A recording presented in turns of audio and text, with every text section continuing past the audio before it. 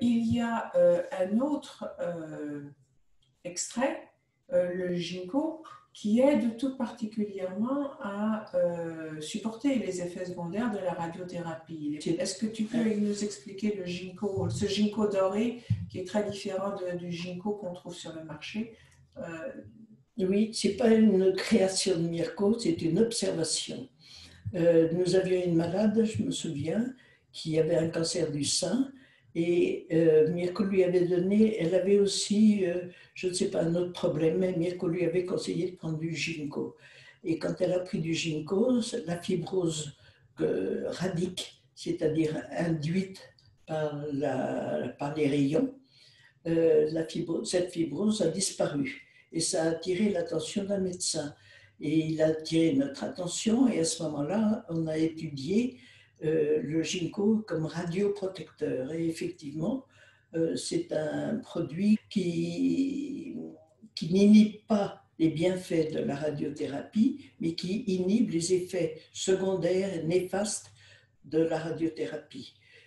L'intérêt aussi du ginkgo, c'est un produit qui a des multiples qualités, des qualités d'équilibre des enzymes, en particulier quand les malades ont par exemple un lymphome, c'est très important, ou une leucémie, c'est très important de donner du ginkgo. Et c'est aussi un produit qui bloque les métastases, qui freine les métastases dans le foie, particulièrement dans le foie.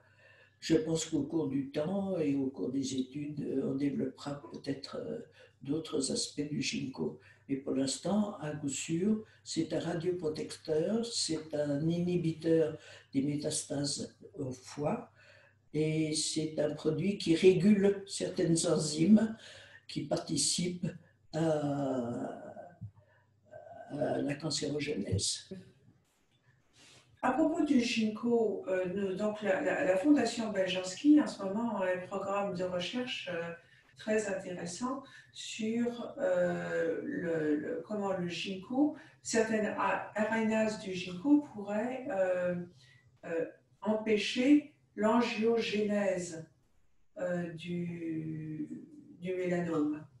Alors je sais que, pourquoi juste du mélanome? Parce que bon, l'étude que nous faisons en ce moment est sur le mélanome. Oui, mais je pense que en freinant l'arrivée du sang aux tissus cancéreux, on freine aussi leur capacité à se diviser, à se multiplier.